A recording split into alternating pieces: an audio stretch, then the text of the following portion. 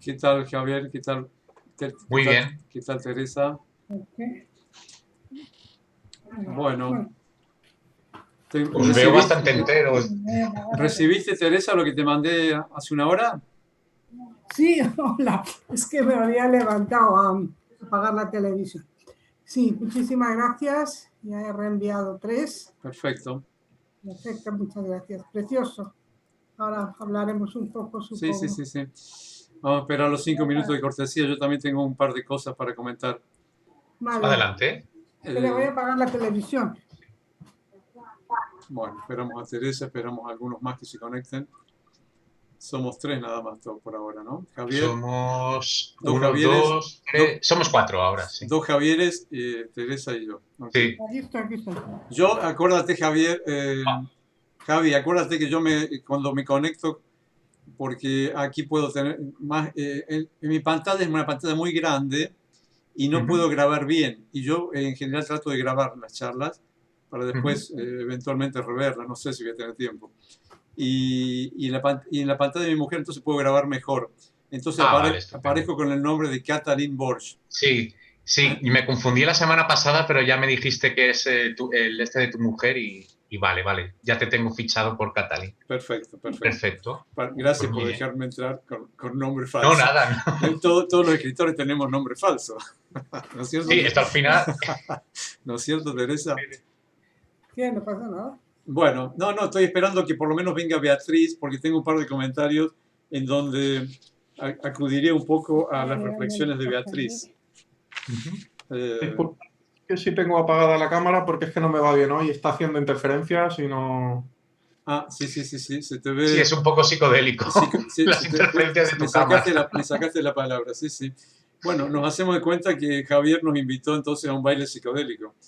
Sí, hoy va a ser una sesión muy psicodélica porque con chat no puede ser de otra manera. Si me Sí, sí, Eh, permitís una broma, yo creo que es el espíritu de Sat que está sí, yo creo, fastidiando. yo creo que está aquí, está de incógnito, pero está aquí. bueno, yo me conseguí el diario de Shah, que lo tenía Ujú. en Instituto Cervantes, y te digo que el Marqués de Sade y él más o menos. Sí, Eh, sí, bastante a sí, la sí, par, sí. sí, sí, sí,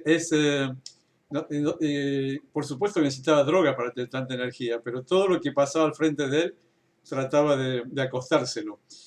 Y en el diario lo más increíble es que lo relata de una forma, porque muchos machistas pueden pensar igual que ya, pero no lo dicen. En cambio ya lo dice con pelos y detalles y sin ningún pudor. Y al mismo tiempo la contradicción impresionante, y esto lo quería consultar un poco con Beatriz, que él adora a su Olga y vive evocando a su Olga y en función de su Olga comete onanismo, casi violaciones diarias, sino porque él de cualquier forma iba. Si le decían que no, trataba de artimañas o lo que sea, pero tenía una pulsión sexual impresionante. Únicamente creo que Dominique Strauss-Kahn en la historia moderna Solo él se le puede comparar, ¿no? solo se lo puede comparar. Sí, sí, sí. Así que, bueno, esto es bastante interesante porque parece que aparte de este diario que él lo escribe de puño y letra, hay un diario que está dando vuelta de su... Perdona, Hugo nos está hablando de Diario de un seductor, ¿verdad? Que es la otra obra de Chat, que está también editada en el castellano y que Ujú, son las vivencias, el diario del escritor. Exacto. Que está editado por la misma editorial que el de los cuentos que terminan mal. exactamente, Que es Valencia. editorial- Valencia y la traducción, quería hablar un poquito de ella. La traductora, Eva Sharty, es muy interesante esta mujer. Es una mujer de 45 años. Ella nace en el 75 y a los 15 años, estudiando literatura con un profesor al que ella adoraba en el colegio secundario todavía, no sé cómo le llega un poco la historia del personaje, porque ya después que se van los rusos empiezan a publicar obras que hasta el comunismo estaban prohibidas, porque por supuesto ya estaba prohibido por todo, ¿viste? Por todas sus debilidades sexuales, por todo su individualismo, por todo su impresionismo, incluso a nivel literario, en lo bueno también estaba criticado por los soviéticos. Así que, en todo caso, prohibidísimo. Y después del 90 que lo empiezan a editar, Eva, la traductora, de ese tiempo con 14 años, no sabía que Sciarti Eva se llama, Sciarti Eva. Con 14 años consigue un libro que era absolutamente clandestino, en una recién publicado de ya, que la policía secreta se había olvidado, y lo lee en una noche. Y al día siguiente se lo comenta al profesor de literatura. Y le dice, conseguí allá y me lo he leído de un, ¿cómo dicen ustedes en España? ¿De un taco? De un tirón. De un Sí, tirón. más bien de un tirón, sí. Sí. Entonces le digo, bueno, me encanta que lo hayas leído y me alegro que todavía estés viva. Eso es lo que era la preocupación que yo tenía si vais a llegar todos a esta sesión, después del relato. Es uno de los peligros que hay cuando mandas leer a chat, pero bueno, sí. Yo creo que la opinión de hoy va a ser de todo muy común.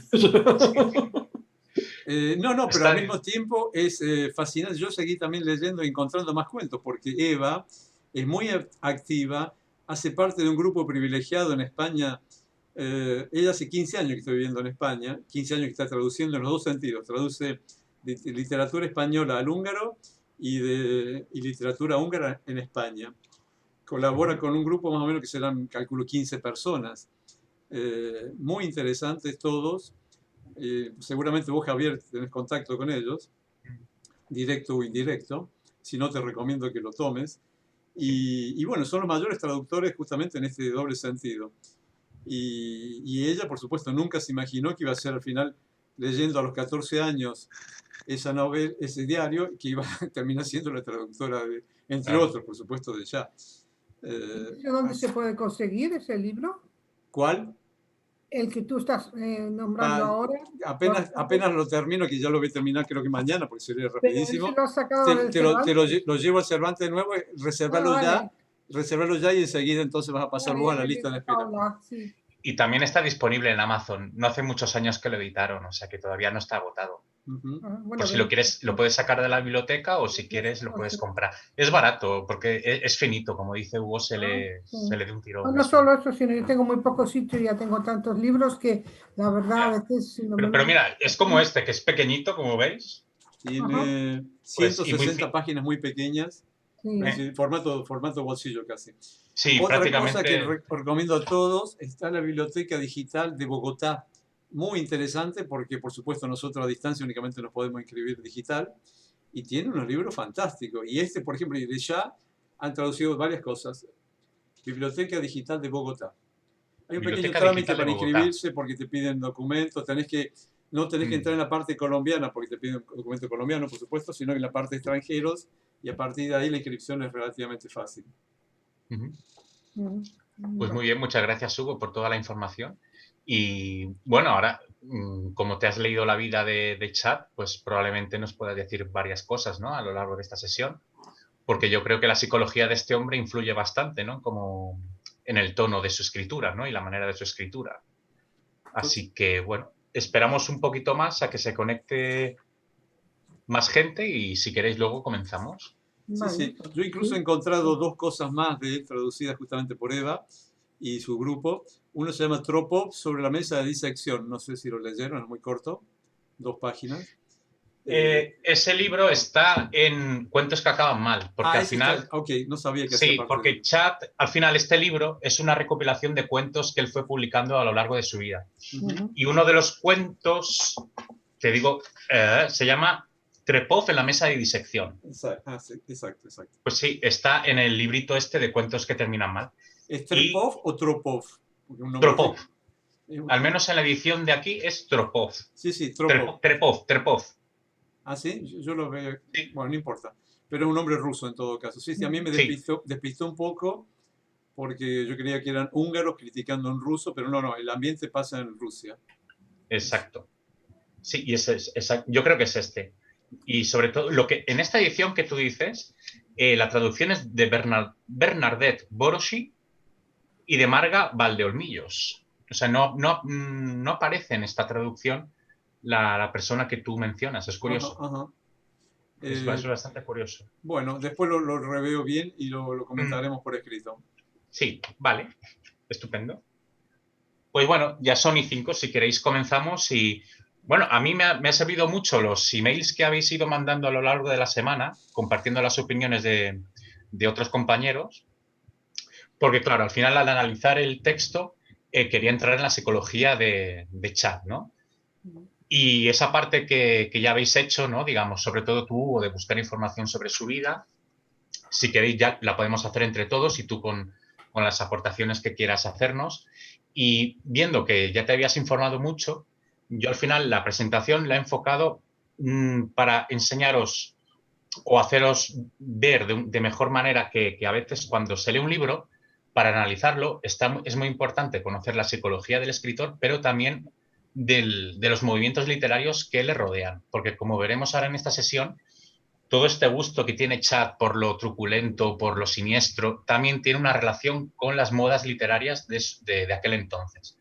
Y al final, como veo que habéis trabajado mucho la cuestión de su psicología, me he centrado más en la cuestión literaria para que veáis hasta qué punto Chad era un hijo de su tiempo, aunque realmente luego tuviera muchos problemas, como bien ha dicho Hugo, con la adicción, probablemente también tenía una libido por las nubes, era adicto, probablemente tenía también alguna psicopatía, pero que veáis que también cuando analicemos un texto también es bueno compararlo, no todo depende del autor, ¿no? O no todo depende de la psicología, sino también de los movimientos literarios que se dan en su tiempo, ¿no?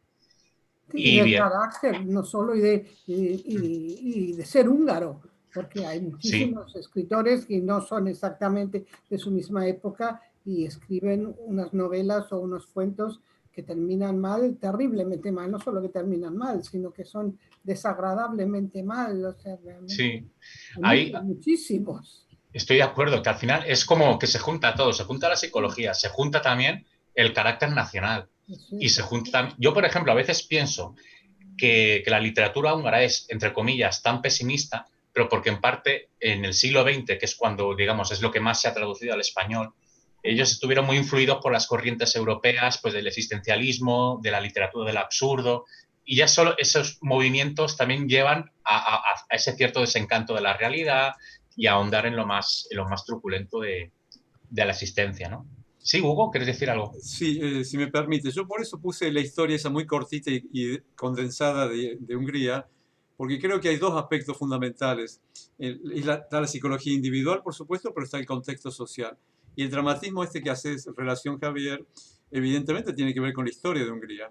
Siempre perdió, siempre eligió mal, siempre se alió con los malos. Este es el anti-Hollywood.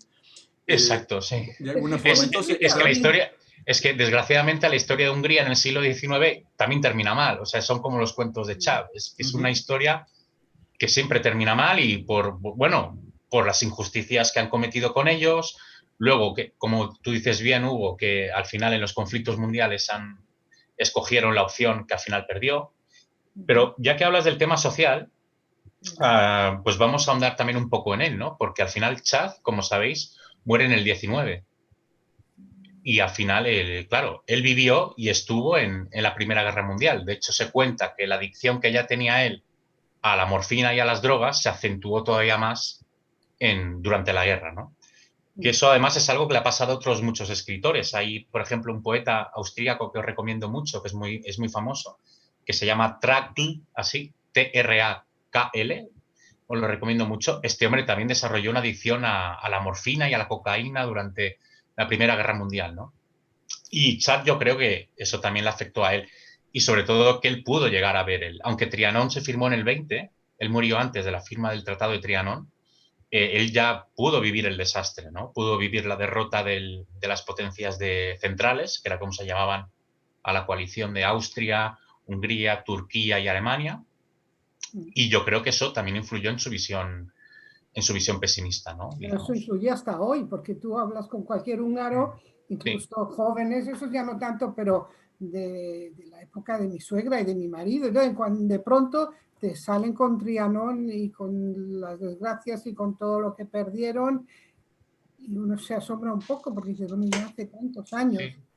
Y sigue. Sí, ¿no? Sí, pero claro, es como algo que a los españoles, bueno, no sé a ti, Teresa, pero yo tenía un compañero ahí en Budapest que era italiano que le gustaba bromear con nosotros los españoles y decía, vuestro Trianón fue 1898. O sea, quiere decir, al final Cada Sí, pero país no tiene sus andamos todo el trabajos. día hablando de eso, no sé cómo decirte. Es que lo nuestro ya nos pilla más lejos, pero 1898 anda, fue dramático para España, perder Claro, Cuba y no, sí, Filipinas. sí, pero hay gente que ni le importa ni lo sabe. Ya hoy en día de los jóvenes, Mm, desgraciadamente, muchas cosas ya les da lo mismo todo y no saben bien qué pasó. Pero aquí el Trianon es algo que lo llevan en el alma y lo sacan a relucir en cuanto pueden. Y sí, celebra las fiestas. A mí conocí a una familia mexicana aquí muy graciosos eran, pero yo no sé por qué los húngaros celebran siempre las fiestas de momentos en que perdieron. sí. Bueno, eso, sabes, también se relaciona con los catalanes. Por ejemplo, el 11 de septiembre que ellos celebran, Ajá. también celebran una derrota No me en había la guerra de dado sucesión cuenta. española. Eso también es No, muy eso no me curioso. había dado cuenta, pero lo de las fiestas Sí, húngaras que las celebran y son fiesta nacional, pero es que perdieron. Normalmente uno sí, celebra lo que es positivo y eso también es húngaro. sí. Lo Aunque, que quisiera añadir, perdón, es que celebrar en el sentido de conmemorar, porque en esos casos estamos Claro, conmemorando claro, claro. los héroes, no es que estamos y ya vamos a celebrar que Bueno, sí, perdimos, ¿no? pero es una fiesta nacional, o sea, no, pues hay muchas que no, no hay colegio o algo así y se habla mucho de ellas y aunque sea una conmemoración, pero en otros países yo creo que no lo hacen. Eso es lo que me parece, a mí no me sí, fío porque en otros tanto hasta que estos países, mexicanos me lo contaron y me llamaron la atención sobre ello. por el resto de Europa, yo creo que al final el Día Nacional es el día en que se liberan de la ocupación nazi en la mayoría de países, creo. Si no recuerdo mal, suele ser Día Nacional. Claro que al final cada país, Lo otro es todo mucho más hacia atrás, por sí, las ataques de Mohatch y todo esto, que son mucho más lejanas y se siguen conmemorando, vamos a decirlo así. bueno, pues ya hemos hecho una pequeña pincelada sobre la Sí, influencia de, digamos, del entorno social. Eh, ¿Puedo bueno, agregar simplemente una frase, sí, Javier? claro, Y por eso sí, me hubiera gustado que Beatriz estuviese aquí, porque creo que siempre el ambiente social y el contexto, como dijiste vos, es importantísimo, pero después está el rasgo individual. Y no olvidemos que algo de autonomía tenemos, a pesar de que podamos estar en libertad condicional. Entonces, este hombre, creo que en la psicología personal también afectó mucho al matiz de su obra. Hablamos de Chat. Eh, una porque era médico, entonces tenía una distancia con respecto a la muerte impresionante, que hace que únicamente, viste, alguien que estuvo no sé cuánto tiempo, pero muchos años en la sala de disecación de cadáveres, etcétera, puede tener esa distancia con la muerte y con lo atroz. Una, y dos, la psicología mismo del que era torturada, y en ese sentido, si alguien encuentra el diario de su juventud y adolescencia y parece que tortuosa relación que tuvo con su padre, esto debe explicar también muchas cosas. Pero simplemente quiero subrayar que no es solamente el contexto, es también la correcto. inclinación individual Sí, del sí, sí, individuo. sin duda. Y está bien apuntado lo que dices, el tema de que sea médico. Esto se suele señalar mucho, es verdad, que los médicos ya por profesión consiguen desarrollar una especie de, como de inmunidad, ¿no? Ante el dolor y a la muerte ajenas, ¿no? Y eso yo creo que es una muy buena clave la que has aportado, Hugo, sí, totalmente de acuerdo. Bueno, pues si queréis comenzamos. Yo no sé qué os ha parecido el texto en general o si queréis aportar algo, qué os ha parecido, os ha gustado, no os ha gustado, os ha deprimido, alegrado supongo que no, pero os ha deprimido mucho. ¿Cómo lo habéis visto esto? Yo, si me permites dar mi opinión, la puedo resumir en 3 líneas. Lo tengo apuntado pero no haría falta tampoco apuntarlo. Pero bueno, a ver, en pocas palabras, mi opinión es que, bueno, pienso que es un relato muy pesimista y dramático, de extremada violencia, con una trama escrita por una mente perturbada, enfermiza y que provoca sentimientos incluso de repulsión hacia el propio escritor. Eso es lo que a mí me ha parecido. Sí. O sea que Y me sabe mal, pero es es lo no que te hubiera opino. gustado conocerle para nada, ¿no? Por lo que No. veo. Vale, vale.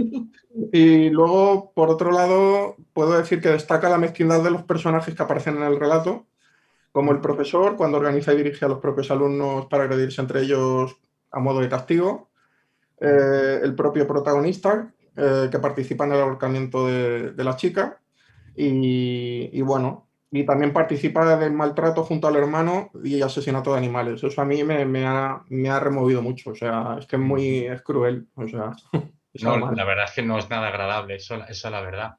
Creo que Pero, os falta entrenamiento, Javi. Es que aquí, si quedas aquí leyendo todos los cuentos y novelas obligatorias en la escuela, pues no digo que todas, pero la mayoría terminan así. O sea, ya no me sorprendió para nada. Supongo que es Oh, sí, acostumbrarse. sí, la mayoría termina, no sé si la mayoría, pero muchas. Sí, hay sí, una sí. que es de Kostolany, creo que se llama Edes Anna, sí. Edes Anna, eso es, la Edes Anna también, que empieza más o menos y al final es una cosa también que pone los pelos de punta y terrible, ¿no? Parecido a un final así similar en cierto punto a este. Y como ese, muchos más. Sí, yo, por ejemplo, lo de matar gatos me recuerda a una novela de Bartis, que es un escritor que todavía sigue vivo, que se llama El Paseo, y que también justamente hay unos niños que se entretienen maltratando a un gato que suele pasear por el patio de vecinos, sí. Es verdad que no hay duda de que hay como un componente pesimista, ¿no? en la literatura húngara. Pero bueno, si queréis empezamos. Yo, bueno, para que veáis, no sé si os habéis leído el libro o habéis accedido a él, pero bueno, no hace falta que os diga que son cuentos pesimistas, ya solo con los títulos os podéis hacer una idea. Fijaos, El silencio negro, El jardín del brujo, cuentos que acaban mal, La muerte del mago, El cirujano, Padre e hijo, Matricidio, Sueño vespertino, Opio, En la plaza Calvin, Trepov, En la mesa de disección, El panadero de pan de especias, Homicidio, Sueño olvidado y La pequeña Emma. O sea, el cuento que hemos leído es el que cierra esta recopilación de cuentos de Chad.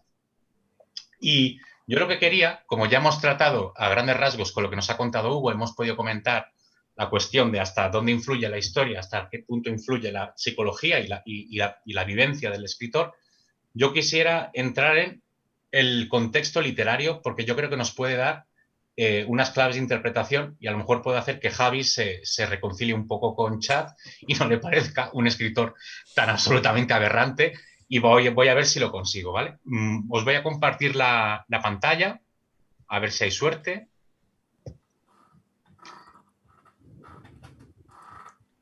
Concéntrate en la técnica narrativa, Javi, para hacer un poco. La técnica es buenísima. Sí, sí, está súper bien construido ese cuento. Eso Está sí, súper bien construido. sí. Luego, si queréis, cuando termine, había planteado luego un debate sobre que me gustaría que participarais y dierais vuestras opiniones, pero antes, si queréis, podemos abordar el tema de la estructura narrativa y cómo lo hace. Quiero hacer unas pequeñas pinceladas de qué recursos usa Chat, pero si queréis, lo hacemos luego de que os haga el contexto o si queréis lo abordamos ahora. Pero bueno, yo creo que será más productivo después de hacer esta presentación, ¿de acuerdo? De acuerdo. A ver, si veis algo, ¿lo veis a pantalla completa ahora? Sí, sí. Sí, Vale. ahora no veo nada, pero Ah, ahora. ahora, ¿no? Sí, sí. ¿Y me veis a mí?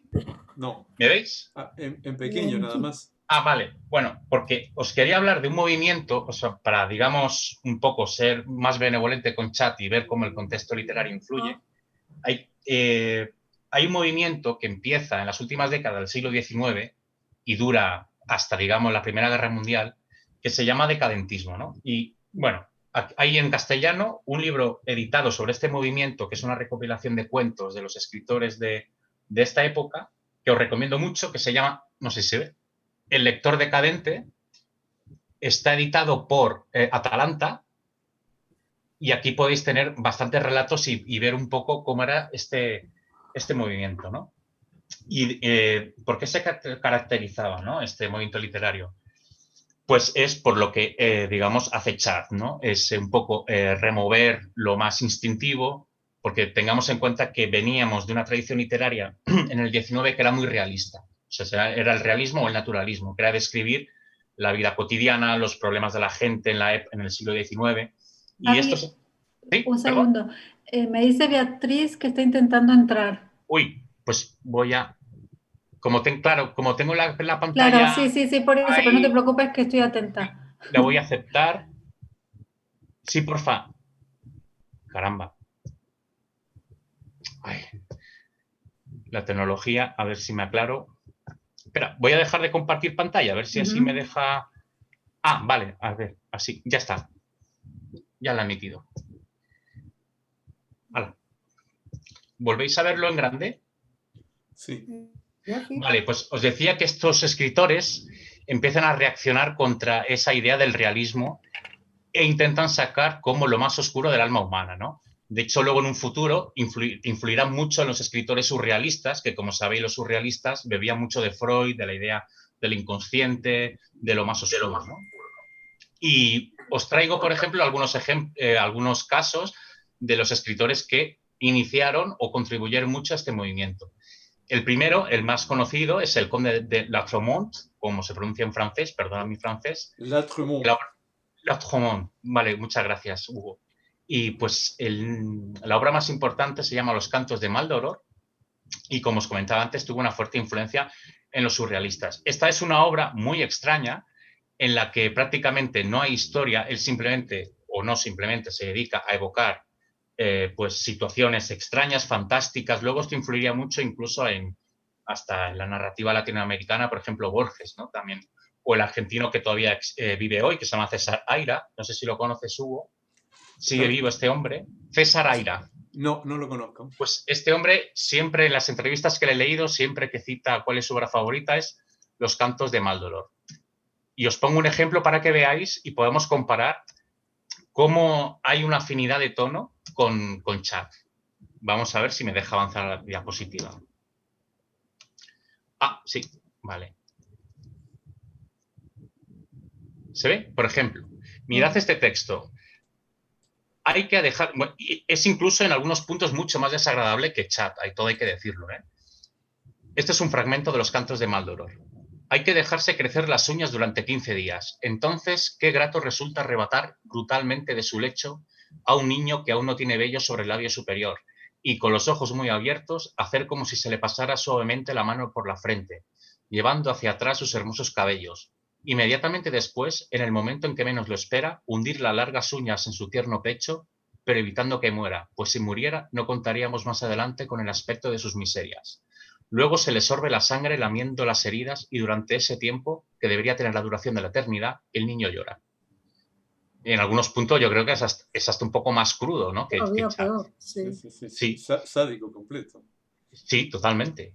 Qué Y bueno. aquí, ¿sí? Ah, vale.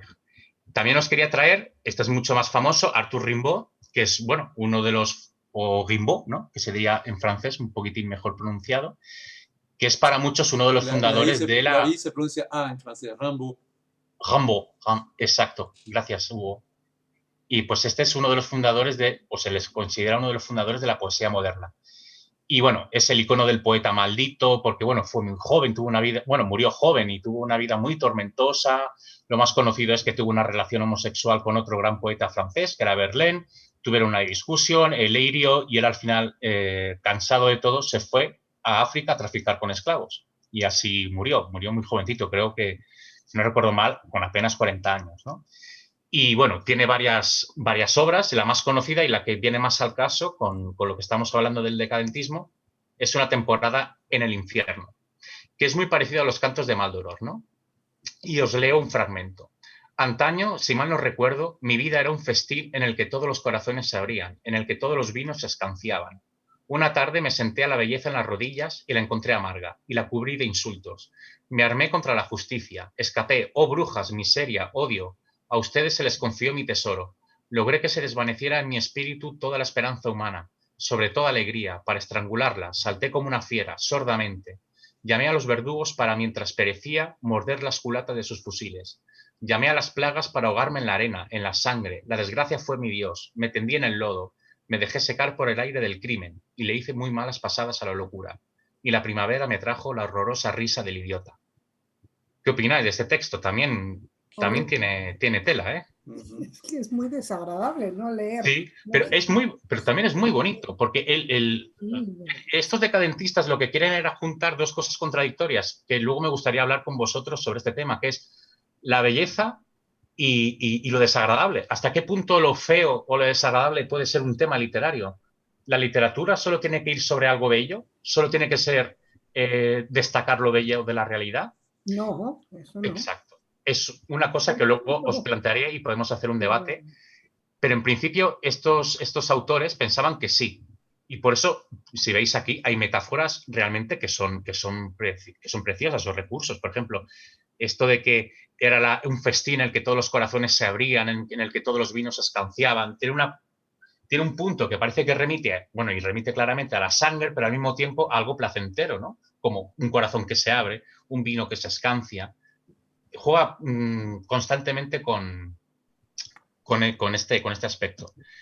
Uno de los que empezaron esta tendencia, y lo dejo el último porque es el menos conocido, como veis, es sobre todo en el ámbito francés donde nació esta tendencia, ¿no? Es a Louis, bueno, aquí Hugo me puedes ayudar, ¿no? A Louisius Bertrand, ¿no? Muy bien, muy bien. Ah, bueno, perfecto, pues muchas gracias. Como veis, otro que muere joven, era un poeta romántico que inspiró a Baudelaire. Baudelaire también es uno de los iniciadores. Bueno, Baudelaire es más estilo simbolista, pero a partir de su obra se empezó a construir lo que os estoy contando ahora. La obra más conocida es Gaspar de la Nuit y es uno de los creadores del poema en prosa. Yo os he traído uno de los poemas de Gaspar de la Nuit que, para que veáis, describe los movimientos de un ahorcado, pero de una manera bella, que intenta destacar la belleza que hay implícita, digamos, en el vaivén de un ahorcado. Y es así. ¿Eso que escucho será el gemido de la brisa nocturna o el colgado que suspira desde la horqueta del árbol? ¿Será algún grillo que canta escondido entre el musgo y una estéril enredadera que como compasión crece en el monte? ¿Será alguna mosca al acecho haciendo zumbar sus alas en esas orejas sordas el silbido de los sicarios? ¿Será algún coleóptero que arranca en su vuelo irregular un pelo sanguinolento de su cráneo calvo? ¿O bien será alguna araña que teje media vara de seda como corbata para un cuello estrangulado? Es la campana que suena entre las paredes de un pueblo, al horizonte, y el cadáver de un colgado que enrojece el sol del ocaso. Es bonito, bueno, a mí me parece bellísimo. No sé vosotros qué pensáis. Es crudo, pero al mismo tiempo es bellísimo. Y bueno, os he puesto ejemplos, sobre todo porque esto se dio en la poesía, ¿no? Pero también alcanza a otras manifestaciones, como la narrativa, que es lo que estamos viendo con Chad, pero también al teatro. Y aquí os quiero traer a un autor que todos vosotros conocéis y que poco hay que decir sobre él, que es Oscar Wilde. Que él aquí también pone de manifiesto una cuestión que yo creo que está muy presente en el relato de Chad que hemos tenido que leer. Y a ver si entre todos llegamos al punto. Vale, esta es de su obra Salomé. Bueno, aquí es un poco donde se crea el arquetipo de la femme fatale, ¿no? La idea de la mujer bella y voluptuosa que al mismo tiempo te lleva a la perdición. Y bueno, él plantea, como sabéis, el episodio bíblico, lo que se nos cuenta es que Salomé pide que le corten la cabeza a San Juan el Bautista y se la presente en una bandeja de plata, ¿no? Lo que hace Wilde es darle un giro decadentista a esta idea. Y ella se enamora de Juan el Bautista y como Juan el Bautista le rechaza, ella danza para Herodes y luego, como pago de la danza, pide la cabeza de San Juan el Bautista. O sea, ahí se mete la idea de la femme fatale que no está claramente en la Biblia, ¿no? Y os pongo un fragmento que viene muy al caso para el cuento de Chad. Ah, no me dejabas besar tu boca, Yocanan. Bueno, Yocanan es Juan, o sea, se refiere a Juan el Bautista. Bueno, ahora la besaré, la morderé con mis dientes. Por cierto, ella está hablando, esto es teatro, y lo está diciendo mientras sostiene la cabeza cortada de San Juan Bautista, ¿de acuerdo? Sí, besaré tu boca, Yocanan. Lo dije. ¿Acaso no fue así? Lo dije. Ah, la besaré ahora. Pero ¿por qué no me miras, Yocanan? Tus ojos que eran tan terribles, que estaban tan llenos de rabia y de desprecio, ahora están cerrados. ¿Por qué están cerrados? Abre los ojos, levanta tus párpados, Yocanan. ¿Por qué no quieres mirarme? ¿Acaso me temes, Yocanan, y por eso no me miras? Y tu lengua, que era como una roja serpiente escupiendo veneno, ya no se mueve, ya no suelta palabras, Yocanan, esa víbora escarlata que arrojó tu veneno sobre mí. Es extraño, ¿verdad? ¿Cómo es que la roja víbora ya no se mueve? Evidentemente, tiene la cabeza de Yocanan, de San Juan, a esta altura, ¿no? Y aquí se mezcla el tema del erotismo y de la muerte, que es uno de los hilos conductores de la literatura decadentista, fin de siglo y principio del siglo XX, y en la que Chad se introduce, ¿no? Y aquí os quería preguntar, ¿hasta qué punto veis influencias de esto que os he comentado en la estética, en la manera de narrar de Chad? Sobre todo las relaciones amor y muerte, que en el relato de la pequeña Emma son bastante explícitos. ¿Habéis encontrado, por ejemplo, A mí me parece que desde un primer momento la relación entre el protagonista y la niña se establece con esta dualidad de amor-muerte. Por ejemplo, ¿os acordáis que la primera vez que la ve a solas, os acordáis en qué contexto la ve por primera vez a solas a la niña, a Emma? Cuando la ve en el pasillo, ¿no? Exacto. ¿Y él qué Sí. le ocurre? Pues que o sea, es como que disfruta el momento, o sea, viéndola. O sea, Sí, no recuerdo mal. él la ve porque antes el profesor le ha pegado unos azotes, le ha dado unos azotes, le Sí, sangra la nariz exacto, y sí. No sale recuerdo. de clase a limpiarse. Sí, Y sí, entonces, en ese momento la ve, él estando sangrando y dolorido y todo eso. Ahí ya se empieza a unir que la primera visión a solas, amorosa, es al mismo tiempo en una situación de dolor y en la que él incluso está sangrando, ¿no? Pero lo más bestia es en lo último, en el ahorcamiento de la niña. No sé si os acordáis qué ocurre ahí, que pensáis que el amor y la muerte, que es el tema tan querido por los decadentistas, vuelve a aparecer en Chat. La ¿Os abraza. acordáis? Exacto, sí, exacto.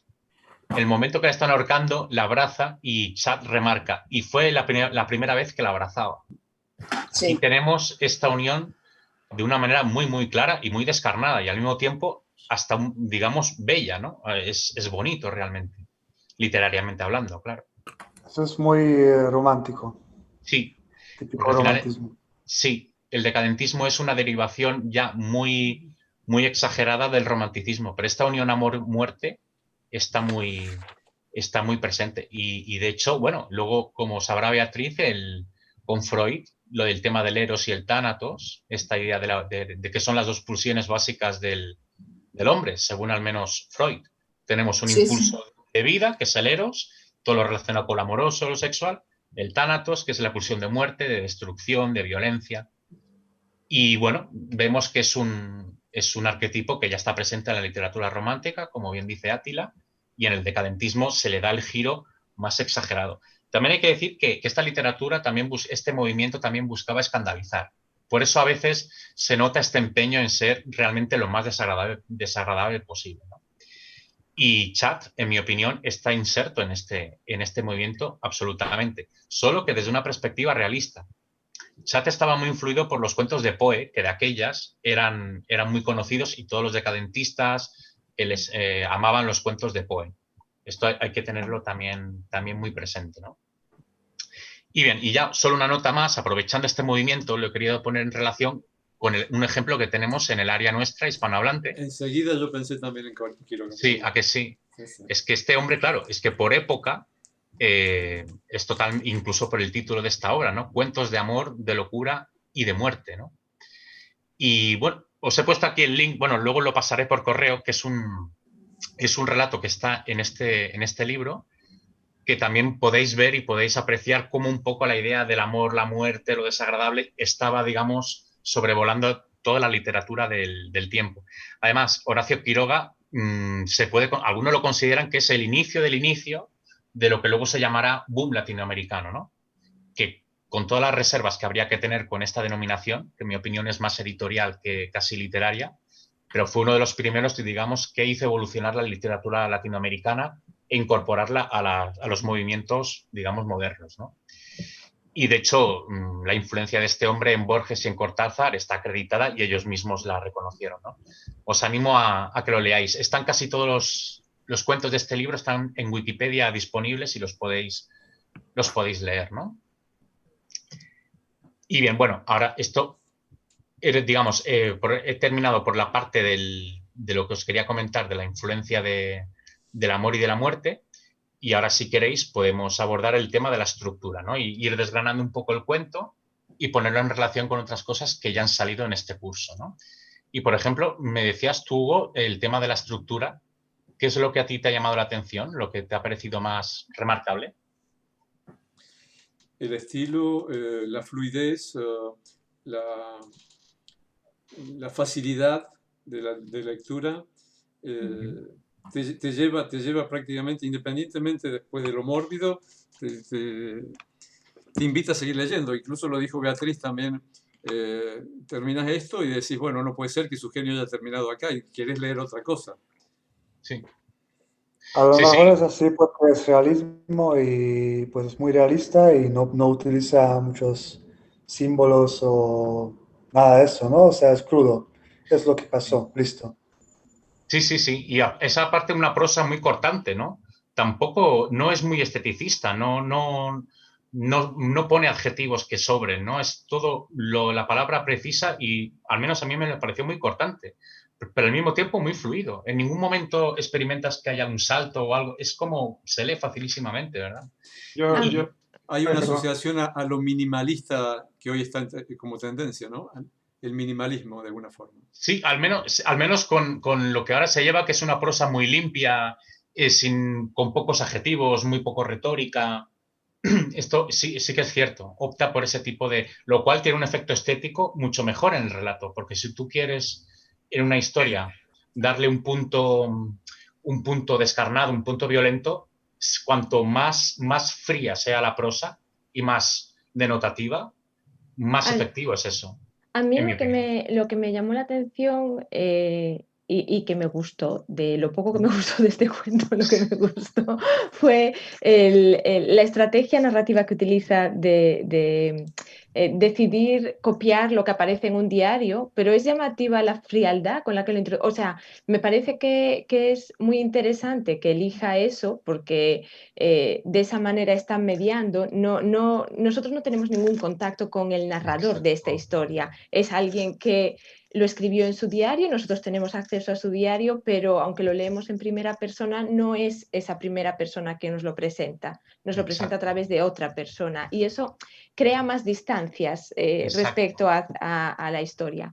Pero al mismo tiempo, el narrador que nos da acceso a la historia, que podemos identificar con el autor, dice que va a resumir la historia y mejorar la puntuación. O sea, este cuento lo que habría que retocar es la historia, pero la puntuación es lo de menos, ¿no? Exacto. Pero lo presenta así con una frialdad, o sea, si él retocó la historia, quiere decir que la historia que va a copiar la conoce y sabe cómo acaba. Y en cambio nos la introduce sin más, como voy a copiaros unas páginas de un diario. Y de la misma manera lo termina y nos cuenta que fue de la familia, también con muchísima frialdad. Eso para Sí. mí es muy llamativo. Que por cierto, yo también quiero romper una lanza a favor de Chat y decir que en el fondo también tenía un gran sentido Sí, del sarcasmo. sí, Porque el último párrafo, como tú dices, que es muy frío, que simplemente despacha cómo pasó sí. esto, dice lo siguiente. Dice, sobre la suerte de la familia, solo sé que el padre es coronel jubilado, Irma actualmente es viuda y Gabor oficial militar. Sí, Curiosamente, Gabor era el que se le ocurrió la idea y al que le gustaba torturar a animales. O sí, sí, sea, sí, sí. tiene algo sarcástico, es decir, fíjate, él supo conducir muy bien su pulsión hacia una profesión que se lo permitía, ¿no? Que es como la Sí, de oficial militar. Aquí es verdad que tiene puntos de humor negro muy interesantes. para mí fue interesante yo la verdad es que como antes de leer el texto había leído los comentarios de los compañeros, estaba muy asustada y no quería leerlo. Vaya, Porque bueno, además mi sobrina se llama Emma y odio todo lo que tiene que ver con el sufrimiento de los niños. En general no me gusta leer historias desagradables, pero si son de niños, entonces me cuestan mucho. o sea, Así pues que, aquí hay de todo, aquí hay de claro, animales, de y niños, entonces yo está no el quería paquete. leerlo, no quería leerlo, así que mi novio se leyó el cuento y me lo contó. Ah, bueno, Y después, una vez que sabía la historia, lo leí y entonces había como una mediación más sí, y o sea, pude leerlo totalmente, de una manera totalmente fría y solo fijándome en las técnicas narrativas. Y la sí, verdad es que hay cierto humor, o sea, una vez que lo lees con tanta distancia respecto a la historia, yo creo que hay mucho humor en la manera de contar esto, o sea, que es muy crítico sí, sí, creo que si lo ves desde esa perspectiva no es tan desnaturalizado ni tan horroroso y más bien hay una cierta denuncia social respecto a cómo se trata la infancia y todo eso. sí, sí, totalmente. Y ahora estaba buscando otro fragmento que a mí me llamó la atención, que me parece que es humor bastante negro. Ujú. Lo que ahora no lo encuentro, pero a lo mejor os acordáis, cuando ellos cuando están ahorcando animales, que les ayudan dos niñas pequeñas también, Y hay un momento Sí, que dicen que las niñas tenían caramelos o que dejaron unos caramelos y se fueron a cogerlos. Ah, no, que con caramelos atraían a los animales que luego ahorcaban, ¿no? Sí, sí, sí. Si no recuerdo mal, era Sí. así. Ahora no localizo Sí, el texto. sí, que fueron a buscar otro perro y el hermano que al final es oficial militar dice, Sí. no, solo un ahorcamiento por solo día. uno por día. Está bien. Que aparte es interesante también cómo él va como, digamos, administrando la crueldad, ¿no? Dice, normal que acabara de militar, ¿no? Porque al final es un poco... Pero lo que has dicho tú, Lucila, me parece súper interesante y lo quería traer al caso porque la estructura que tiene, eso me gusta que sea esta técnica que es que el narrador no cuente lo que le ha pasado, sino que cuenta a alguien que le ha pasado y además con un documento, ¿no? O sea, diciendo, yo lo que estoy trasladándote es un documento, ¿no? Eso es muy original. Y luego, sobre todo, el tema de decir, lo transcribo, pero cambiando la puntuación.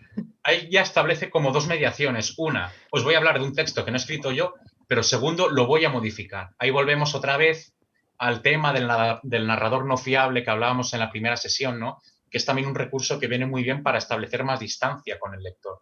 Porque tú realmente al final puedes llegar a dudar de si lo que te cuenta el narrador es verdad, porque él te reconoce que ha manipulado el texto. Y además, perdona, pero además el hecho de que al principio diga que es el diario de un chico que se suicidó con 20 años, el desprecio que puedes sentir por este narrador, como tú ya sabes que ese narrador de todas maneras, pues probablemente tenía algún problema mental, o sea, ya te lo adelantó, así que un poquito mitiga el rechazo que te puede producir. Hasta cierto punto, no del todo, Javier. Sí, Quería añadir una cosa al respecto. Eso de que falleció de suicidio puede ser que el lector le rechaza, pero en cuanto a la estructura del cuento, a mí me pareció que subleva la cuestión de una persona nace mal o se vuelve mal. Y a mí me parece que hay una ruptura muy importante, que es la del pego de este niño en la escuela, que es como un trauma para este niño, y que desde este momento empieza a tener fiebre y comienza a delirar. Y eso para mí, si hablamos del narrador no fiable, en este momento hay que tal vez dudarse de todo lo que viene después. Yo me pregunto si todo lo que viene después tal vez es un tipo de alucinación o lo hace porque no está bien de salud. Es que ahí empieza el cuento a ser un poco dudoso. Y yo creo que yo también lo noté de la mediación y me llamó mucho la atención esa distancia y me pregunté por qué lo hace. Y yo veo que el narrador primero no hace mucho comentario y nos deja interpretar. Y también tienes razón, pero también os dais cuenta que a veces también juega con la ambigüedad. Ocurren cosas, pero tampoco te está diciendo qué está pasando. Por ejemplo, algo muy importante para él, que es que deja de ver a la niña porque la niña es amiga de su hermana y va a visitar. ¿Qué pasa ahí? Porque llega un momento que se distancian, luego se vuelven a reunir, pero nunca sugiere que parece que me da a mí la impresión que se han peleado por algún tipo de chico. Porque hay un momento en que ella le dice a Emma, pero prométeme que no volverás a decirle nada. Es decir, que todo es como muy... intenta eso, exacto, como ser ambiguo, como no dar toda la información, crear duda, ¿no? No sé, yo... Ay, perdón. Si me permite, solo voy a añadir un pequeño apunte a lo que acabas de decir. Yo creo que también lo apunté como algo que me llamó bastante la atención, pero a lo mejor voy equivocado yo, porque claro, las opiniones es lo que comenta la compañera Samira, que a veces te da mucho a la interpretación y claro, yo creo que se pueden ver trazas como de obsesiones por parte de varios personajes, todas relacionadas con la niña, o sea, con Emma. Y a lo mejor es una apreciación mía, pero incluida la amiga con Emma. Y claro, de obsesiones con la niña de cualquier tipo. O sea, y claro, yo ya, no sé, a mí es que me pareció muy desagradable. Es verdad que está muy bien narrado, está muy bien escrito, pero eso o sea, se ve, o sea, pero no, a mí no me gustó mucho. Vaya, hombre, lo lamento, Javi, pero... No entiendo, perdón, no entiendo si se refiere a la homosexualidad incipiente que está en todo el cuento, ¿no? Desde el profesor que castiga a los alumnos hasta las niñas que se juran este mandato entre ellas. Sí, Hay toda una homosexualidad latente, nunca manifiesta en el cuento. Sí, puede ser. Sí, yo es que es lo que me parecía, pero que evidentemente no es nada malo, pero es lo que me parecía que estaba queriendo decir el autor en muchos tramos. A lo mejor no lo percibí bien, pero no lo sé. Y luego quería preguntaros una cosa que ha dicho Samira, que me parece muy interesante, que es verdad que en el cuento hay un punto de inflexión. ¿Cuál creéis que es ese punto de inflexión? ¿Vosotros cuál creéis que es? En mi opinión, y a ver qué opináis, yo creo que el punto de inflexión del relato ocurre cuando al chico, que no me acuerdo, se llamaba Salt, puede ser. Bueno, el chico que se encargaba de pegar, él recibe una paliza. Zoldi. Zoldi, exacto. A mí me parece que es el momento de inflexión porque es cuando el personaje empieza a entender que no hay como un sistema de valores en el mundo, ¿no? Porque hasta entonces él decía, cuando alguien se porta mal, este chico le castiga, es la parte del bien que castiga al mal, pero de repente el que es encargado de administrar la sanción por haber quebrantado el bien es totalmente apalizado por el profesor, que además el profesor se queda bien a gusto, o sea, le pega lo que no está escrito, ¿no? Y yo creo que a partir de ahí ya moralmente incluso ya el personaje empieza ya a evolucionar de una manera que luego no es de extrañar que empiecen ya directamente a maltratar animales, etcétera. Yo creo que ya juega con una ambigüedad moral a partir de ahí. Porque hasta en ese entonces el protagonista, pues bueno, vivía en un universo bastante moral. De hecho, su padre es curioso, el padre es bastante moral, bastante ético, es el personaje más ético del relato. Sí, pero no hay también hasta cierto punto una crítica a eso, a esta manera de educar a estos niños. Bueno, no lo sé si lo quiere sugerir o que, porque insiste por una parte en esta idea de que va a una escuela donde van sobre todo campesinos, aunque parece que ellos son de una familia acomodada, y donde se mezclan la clase alta con los campesinos, y no sé si sugiere que hasta cierto punto eso daña a los niños, esa mezcla de estas clases, y al mismo tiempo sí se insiste en que el padre no aceptaría un comportamiento inmoral, porque él está tentado de pegar a este niño más fuerte, pero dice, no, mi padre se escandalizaría si supiese que varios pegamos a uno, ¿no? O sea, que tienen este sistema interiorizado, pero no porque él piense que es malo, solo porque tiene miedo de la reacción del padre, no porque él nunca haría algo así, sino que si lo hace y se entera su padre, pues luego va a sufrir las consecuencias del enfado del padre.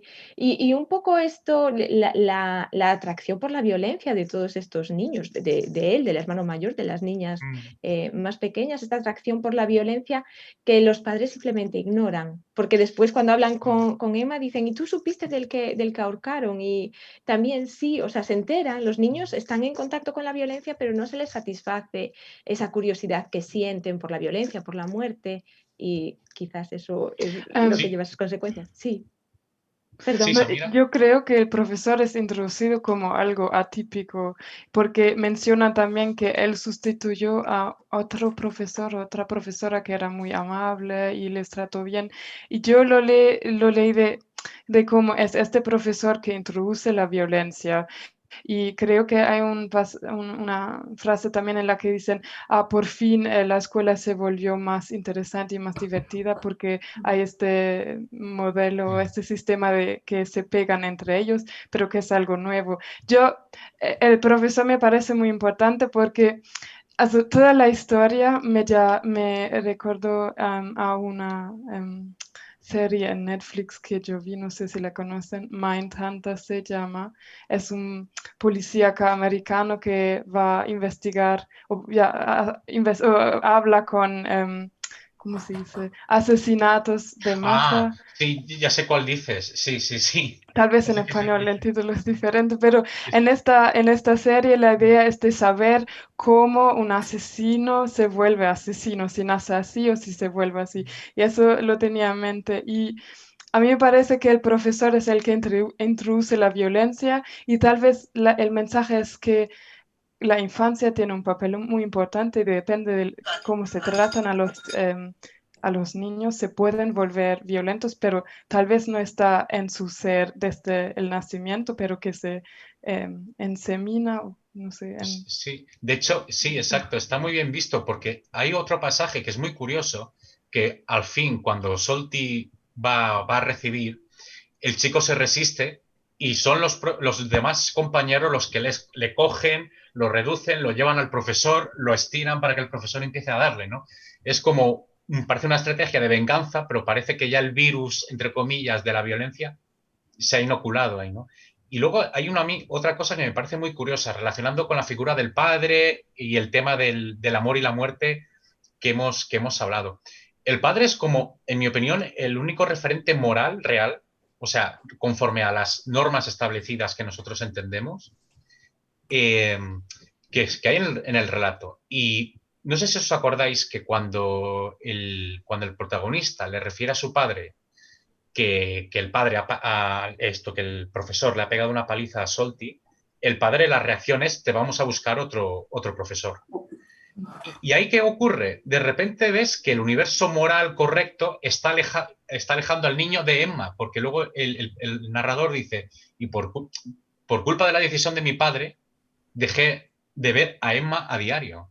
Es que eso también es curioso cómo Chad introduce otra vez esta cuestión, ¿no?, del amor y la muerte, ¿no? Al final, cómo la vuelta a un universo moral hace que el niño deje de ver el objeto amado, el objeto deseado, ¿no?, que es en este caso Emma. Como veis, es como un tema muy recurrente, ¿no?, y que parece que atraviesa el relato y le da como el hilo conductor, al menos en mi opinión. No sé qué pensáis vosotros. Pero yo creo que el escritor no está pensando, y ahora voy a introducir esto, y ahora voy a introducir lo otro, y esto pasará porque quiero que pase, sino uno empieza a escribir un cuento y luego te va surgiendo, y por supuesto te dejas influir por lo que conoces, o por lo que ves, o por las tendencias, pero no estás influyendo, ahora pongo esto porque esto. Yo creo que nosotros en realidad no sabemos lo que él exactamente quería decir, y a lo mejor estamos buscando, como se dice en español, un poco tres pies al gato. O sea, a lo mejor él empezó a escribir y le fue saliendo así el cuento, y no estuvo analizando, y ahora esto por esto, y ahora lo otro por lo otro. Eso es lo que yo creo. Sí, es posible. Al final nosotros no dejamos de ser intérpretes, claro. Nosotros no podemos saber qué pensaba Chad. Cada uno lo que piensa, ¿no? Pero no tenemos la menor idea de por qué realmente él empezó a escribir este cuento y por qué terminó así. Evidentemente. Él sí. ni siquiera él lo sabía. Realmente estamos especulando, sí, eso es verdad. Aunque yo creo que el relato está tan bien articulado, tan bien pensado, que yo soy de la opinión que todo lo que hay en ese cuento está hecho con una intención. Es mi opinión, porque a veces se nota leyendo un cuento que ha sido escrito sobre la marcha y otros que están muy organizados. Y este a mí me da la sensación que está muy masticado, muy pensado, al menos es. Y los demás cuentos que hay de Chad que están en este volumen, también me da la sensación de estar muy bien pensados, o sea, que nada está dejado al azar. Pero es posible, sí, también que Chad. Es que el dejar al azar tampoco quiere decir que va a salir mal, ¿no? No, en absoluto, no, en absoluto. O sea, antes hablaba Hugo de un escritor que se llama César Aira, que es un argentino, que ese hombre, por ejemplo, hace escritura automática. Él empieza a escribir y va escribiendo lo que le va saliendo, ¿no? Y es maravilloso, ese escritor lo recomiendo. Pero a mí me da la sensación que Chad está todo bastante mascado, ¿no? Yo creo que sí, estoy de acuerdo contigo, Javi, porque si estamos hablando de un cuento realista, pues cuando uno quiere describir lo que es la realidad, digamos, de algún punto de vista, pues tampoco puede ir al azar, o sea, tiene que pensarlo bien para que se quede realístico y puedas creerlo, y que te dé esa sensación que pues, podría ser realidad lo que estás viendo enfrente de tus ojos mentales, ¿no? O sea, digamos que no tienes tanta posibilidad de ir al azar como en otros estilos, a lo mejor. Sí. Aparte, yo no sé vosotros, bueno, tú, Teresa, tú escribes, ¿verdad? Dijiste que habías escrito cosas. Cuando yo al menos, bueno, a mí también me gusta escribir, pero evidentemente no he publicado nada, solo es por afición. Pero es verdad que cuanto más condensado haces algo, mejor pensado tiene que estar. Y realmente son cuentos los de este hombre que están muy condensados, son breves. O sea, yo creo que de alguna manera sí que está todo meditado, al menos es la sensación que a mí me da, ¿eh? Puedo estar Yo creo equivocado. que la estructura de espíritus de Shah era científico, era músico y el músico es matemático, entre comillas. O sea que hay toda una estructura de espíritu analítico muy fuerte. Y evidentemente eso puede haberse reflejado también en la escritura. Yo quiero añadir simplemente, o sea, sumándome a lo que estáis comentando, que consciente o inconscientemente, de alguna manera, tendría más o menos planeado, entre comillas, cómo desarrollarlo, porque es verdad que es muy gráfico, es muy fluido de leer, eso es bueno, o sea, y yo a medida que lo leía, me estaba imaginando la película en la cabeza, o sea, y por eso es que me ha producido ese sentimiento, ¿sabes? Al final. Pero que eso no es malo, o sea, está muy bien redactado. O sea. Sí, sí, Y a vos- y- la identificación mismo, el rechazo y la identificación es importante. sí. Quiero decir, hay una identificación que al mismo tiempo produce rechazo, eso quiero decir. De hecho, a vosotros nos pasa con este cuento que ya en la primera línea os dicen que hay un suicidio, o sea, que os van a hablar de un texto que ha escrito una persona que se ha suicidado, además a los 20 años, joven. Y de repente vais viendo cómo se van encadenando escenas atroces, pero al mismo tiempo nos dan más ganas de seguir leyendo. O sea, no sé si os ha pasado que dices, me está horrorizando este cuento, pero sigo adelante para ver qué es lo próximo que me plantea Chat. No sé si os ha pasado. O sea, Es como ver un episodio de Columbo, que sabes exactamente quién es el asesino, pero sigues la trama. Sí, exacto. Porque a mí a veces me pasa que leo a Chat y digo, a ver, ¿cuál es la próxima burrada que se inventa este hombre? O sea, ya hay algo como que llega a ser un poco, entre comillas, morboso, ¿no? Pero bueno, esto ya depende también de cada personalidad, de cada...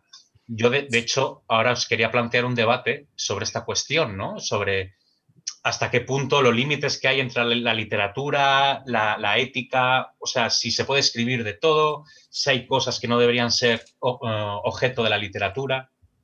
Y yo os quería ahora compartir esta diapositiva, si me deja mi ordenador. Puedo solo preguntar una cosa Sí. a los que hablan en húngaro. Yo me he preguntado si el nombre Zöldi tenía algún significado particular o si es un nombre normal. Significa, bueno, zöld significa verde. Ujú. Zöldi, pues no te podría decir muy bien si... ¿Algún joven o alguien que todavía tiene que hacerse mayor? Es un apellido, o sea, yo tengo un colega que se llama también así, Zöldi es un Ok. apellido, pero ¿de dónde viene? Pues alguien de un lugar que se llamaba Zöld, yo no sé, eso es como que no te podría explicar bien, no sé. Yo también conocí una persona que ya murió, pero los hijos naturalmente se siguen llamando como el padre. Se llamaban Zöld, sí. O sea que tampoco es algo que sea muy extraño en Hungría. ¿No? Un apellido no es de los más comunes como Nagy, por ejemplo, pero... Pero Zol también es un nombre, ¿no? Es un nombre propio, ¿verdad? No. Sí, yo creo que sí. No, eso es Sol. Mi jefe se llamaba Sol. Sol, pero el otro Sí. es Zöld. Es otra cosa, Jolt, vale. Z-S-O-L-T. Es otra Sí. cosa. Claro, Vale, ese es el nombre propio. Encima de la O se convierte en Ö. Y vale. Verde, Zöld. Y el otro es Jolt. Sí. Vale, o sea que hay vale, que se parece un nombre típico y luego un apellido también bastante común. Claro, ¿no? pero tampoco se escribe exactamente igual. Vale. Sí, porque yo me acuerdo que era Z, como dice Attila, Z-S-O con la tilde L-T. Sí. Vale, Yo pues quería... ahora... ¿Sí? ¿Podía agregar algo? Sí, claro. A mí me sucedió que leí el primer cuento y se lo comenté a Hugo, no lo escribí de alguna manera, que me pareció que me intrigó, me abrió un interrogante y quise seguir leyendo. Y creo que del libro he leído todos los cuentos. Y entonces he visto una línea en este escritor que es muy peculiar y que va desde la reproducción de esto de la sexualidad, que yo entiendo que es la sexualidad de la época, el post-victorianismo, la cosa tan tremenda en que el sexo estaba tremendamente prohibido y se convertía a lo prohibido, es un nexo a lo perverso. Algo que se prohíbe necesariamente se convierte en perverso.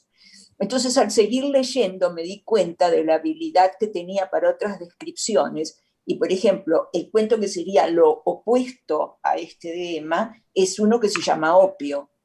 Exacto, sí, sí. En donde hace una descripción de los efectos del opio que verdaderamente me hizo acordar a Dostoyevsky cuando hablaba del alcoholismo, ¿no? O cuando hablaba de la epilepsia. Solamente alguien que lo sufre creo que tiene la habilidad y la capacidad de hacer ese tipo de descripciones. Me alegro que hayas sacado a colación este relato, porque a mí también es uno de los que más me gusta del volumen de relatos de Chad. Y ahí se ve también muy bien la cuestión del decadentismo que os decía al inicio, porque los decadentistas también eran amantes de, bueno, de tomar drogas, de las experiencias psicodélicas, y ahí, por ejemplo, el tema del opio, incluso en ese relato tiene una cosa muy curiosa, Chad, que llega un momento de decir, quiere decir, deberíamos estar todos fumando opio y porque la vida cotidiana es horrible, ¿no? Como que en ese relato Chad está abogando por una especie de evasión, ¿no? Por un rechazo al mundo y lo dice. Y de hecho, lo tengo aquí, que también reproduce una técnica que es parecida a la que ya hace Enema, que ahora si lo encuentro os lo digo. Por ejemplo, Opio, el relato al que hace alusión Beatriz, tiene un subtítulo y es Del buzón de correos de un neurólogo. O sea, sí. El texto de Opio, en teoría, sugiere Chad que es una carta o un documento que le ha mandado probablemente a alguno de sus pacientes, que le está diciendo, mira, a mí la realidad, cada vez que me levanto, el mundo me parece un horror y entonces me entrego al opio, me entrego a las drogas, etcétera, etcétera. Eso también es muy clásico del tema decadentista que os comentaba, la idea de los, como decía Baudelaire, de los paraísos artificiales, ¿no? Que tú podías recrear pues tomando drogas, sobre todo el opio, que por lo visto era... Sabéis que en el 19 había incluso estos fumaderos de opio, ¿no? Que Exacto. Tú pagabas, entrabas, fumabas opio y te quedabas medio... Bueno, parece que los efectos del opio son más bien sedantes, creo, más bien relajantes, y un poco alucinatorios, creo. Nunca he tomado opio, pero por las descripciones que hacen en... Bueno, de hecho, ¿conocéis este libro famoso de Thomas de Quincy, que es de este inglés, que se llama Experiencias de un fumador de opio? O sea, también es un leitmotiv de la literatura del 19, del romanticismo, del decadentismo, la idea de que la droga es una evasión ante lo horrible del mundo o la parte que tiene el mundo de desencanto, ¿no? Y de cosa que nos frustra, ¿no? Pero tomemos en cuenta que en ese momento histórico no se evaluaba el perjuicio que causaba la droga como se lo evalúa hoy día. Tenía una contextualidad totalmente diferente.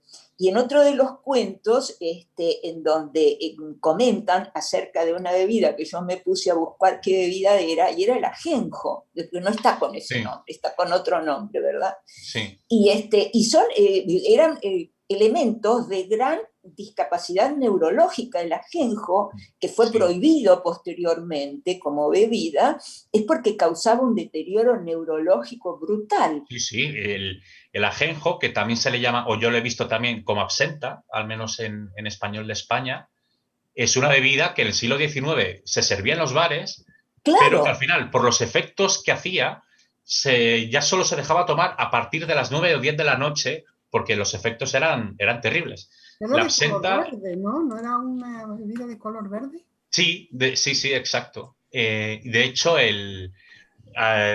creo que es una bebida que es originaria de la República Checa o de Bohemia, y de hecho tiene una carga alcohólica. ¿Pero es destilado o sobre una base natural? ¿Perdón? ¿Es alcohol destilado o es sobre una base de una planta? Yo no sé, yo no sé. Yo creo que es destilado, pero no estoy seguro, Hugo. Solo te puedo decir que un amigo mío me trajo absenta de Praga, me bebí un chupito y tuve que ir al baño. O sea, es que es de una carga de alcohol impresionante. O sea, yo creo que más que el Palinka, que también el Palinka me dejó bastante perjudicado la primera vez que lo probé. Bueno, para quien no conozca Hungría, el Palinka es como la bebida más típica de Hungría. Pero es natural, porque es de frutas. Bueno, hay de muchos sabores, ¿no? Pero es como, para los españoles, algo parecido al orujo, digamos. Más o menos. Tutti frutti. Y muy fuerte. Si me permitís añadir una cosa, cuando has dicho lo de que estaba presente mucho en en la literatura decadente y tal, aunque sea un género totalmente diferente, me ha recordado, porque no hace mucho, leyendo Sherlock Holmes, en muchos relatos también habla de los fumadores de opio, de los fumaderos de opio y todo esto, y es algo como muy normalizado por la época y en muchos géneros, no solo en el decadente, se ve muy normalizado. O sea, de hecho, ¿os recordáis otro gran personaje literario del 19, que era Sherlock Holmes? ¿Os acordáis que él tenía una adicción ¿qué era? ¿La heroína o la cocaína? A la cocaína, supongo, ¿no? Que no era la cocaína actual. Eso no lo sabía, pero vamos, ¿qué quiere decir? Que Claro, en el 2019 las drogas era algo que es verdad, que no tiene la cosa de prohibición o de algo prohibido que tenemos hoy en día. Y si leéis la literatura de la época, veréis que el tema de las drogas se repite muchísimo. Y los fumaderos de opio eran, bueno, de hecho el opio estaba tan cotizado que no sé si recordáis que hubo las guerras del opio en China por la cuestión del opio. Era un producto muy, muy, muy cotizado, ¿no? Y yo, nada, os recomiendo que os sumerjáis en la literatura del siglo XIX, sobre todo de la segunda mitad, donde vais a ver todo este universo, ¿no? De lo que se llamaban en aquel entonces paraísos artificiales, ¿no? Que esto lo acuñó Baudelaire. Y venía a decir, la sociedad moderna, industrial, capitalista, es fea, es desagradable y lo que tenemos que hacer es recrear paraísos artificiales. ¿Y cómo lo hacemos eso? Con el arte, la poesía, de ahí sale luego el arte por el arte, que es como una especie de salvación frente a la sociedad moderna, y luego las drogas. Es una especie de escapismo, ¿no? Es una de las cosas que más caracteriza a la época, ¿no? De hecho, no sé si queréis que os lea algo de opio, porque a mí la verdad es que es un relato que está muy bien y es cortito, no es muy largo. No sé si a lo mejor os voy a deprimir un poco más y teniendo en cuenta que es viernes, tampoco es cuestión empezar el fin de semana un poco mal, ¿no? Dale, porque Beatriz lo puso como opuesto de Emma, así que debe ser Sí, pues yo creo que viene bien que lo leamos, así ya tenéis otro ejemplo de cómo es menos desagradable que la pequeña Emma, también os lo digo, ¿eh? O sea que no va a pasar nada y nada. Empiezo, ¿vale? Se llama Opio, del buzón de correos de un neurólogo. El despertar, ¿verdad?, produce sufrimientos insoportables que perduran durante mucho tiempo. Por la mañana, la luz del día retumba en las calles con acordes ensordecedores. Ni siquiera los vidrios opalinos ni las cortinas coloreadas nos resguardan de ella, porque con su ruido molesto, crujiente y rítmico lo atraviesa todo y nos reclama con insistencia. Hay que ir. Hay que mezclarse con simples seres humanos, con mala cara, que creen que esta infame y despiadada música es la ley de la vida y que lo que ellos viven es el vivir mismo. Animosos, saltan de sus camas en las que dormían con sueño desvelado y necio. Lozanos se lavan y elogian el agua fría aunque les cause dolor. Se ponen manos a la obra entronando sus músculos y sus cerebros, pero el esfuerzo solo despierta vergüenza en su corazón, ese corazón que ya no necesita más pequeñas y míseras amenidades. Solo una cosa, el triste y serio placer, salir victoriosos de la contienda o descansar después de la sangrienta fatiga. Todo eso no es deleite, solo el cesar del sufrimiento. Para los que soportan los dolores con impasible paciencia, esto es suficiente, incluso demasiado. Son viles, pero no se les puede guardar rencor, aunque por su culpa no se pueda dirigir la vida exclusivamente hacia el sagrado y primitivo placer, que debería ser el único fin de vivir. Es cierto que hay que pagar por ello. La luz del día, que por las mañanas llega con despiadada reiteración, pasa factura. El corazón late enervado, las pestañas difícilmente soportan el peso de los rayos del sol y la piel aborrece el viento. Los músculos realizan su quehacer con desgana e indecisión. Con cada grito el cuerpo se estremece y en la zona de la nuca se agazapa un dolor sordo. Por eso uno no puede mofarse de las cosas nimias de los necios, que tanto griterío, inquietud y dedicación requieren. Por culpa de la luz, uno no puede huir de las preocupaciones, de los ruidos estridentes y de los monótonos y aburridos ritmos imperantes. Solo se puede hablar con palabras que no guardan, por así decirlo, relación alguna con los conceptos del cerebro. A la consultiva luz del día se ponen de manifiesto varios hechos similares.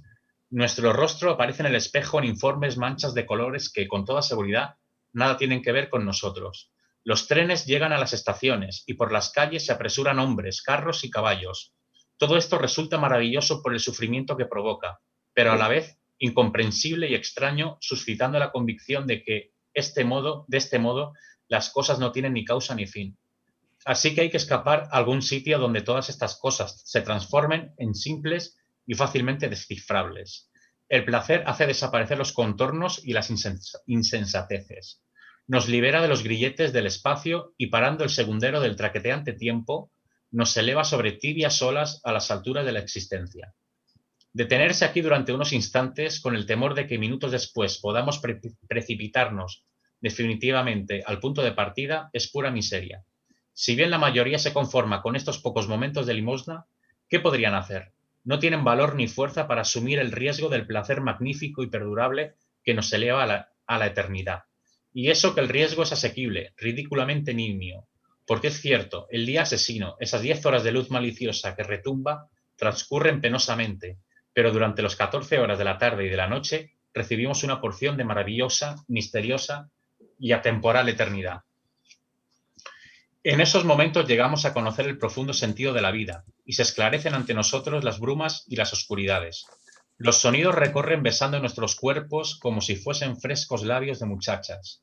Los colores y las líneas vibran en nuestra columna y en nuestro cerebro en su nueva y pura naturaleza primitiva. Y ahora, como ya no se asemejan a los colores y las líneas que perciben nuestros ojos, nos desvelan los grandes secretos escondidos en las formas.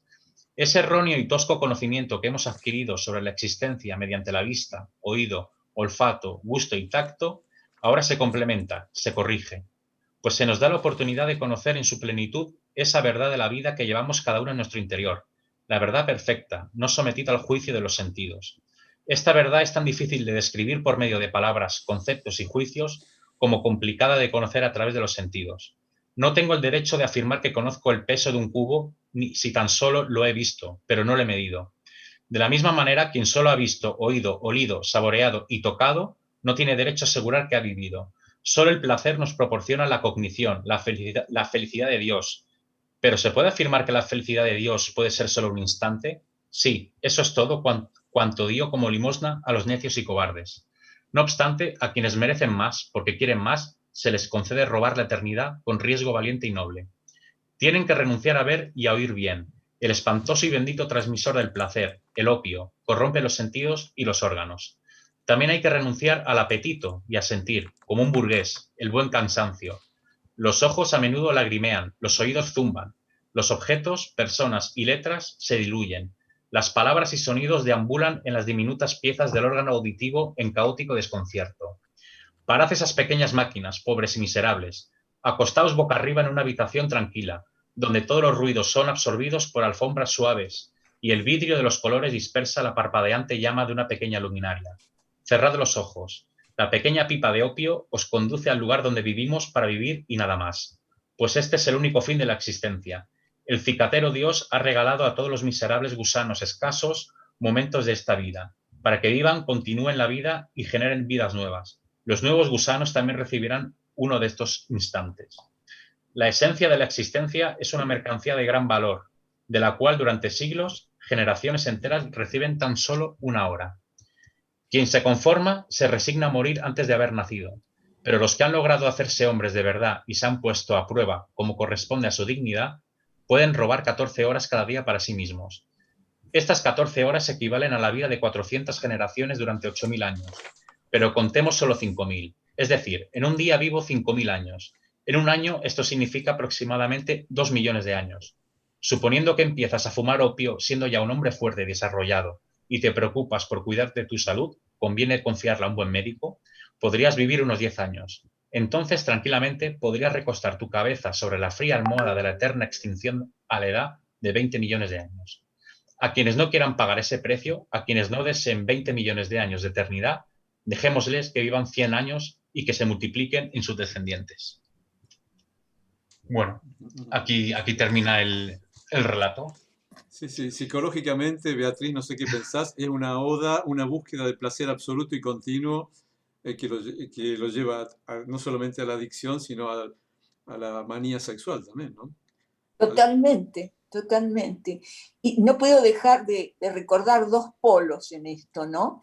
Que si, esto lo tuve presente desde el principio que lo leía, que es el que de alguna manera este autor tiene que haber leído o interpretado, haberse puesto en contacto con la obra de Nietzsche, porque esta cosa de la perversión, del deseo, del llegar a los límites absolutos, de esos sinfines del deseo, tiene mucho que ver con la literatura de Nietzsche.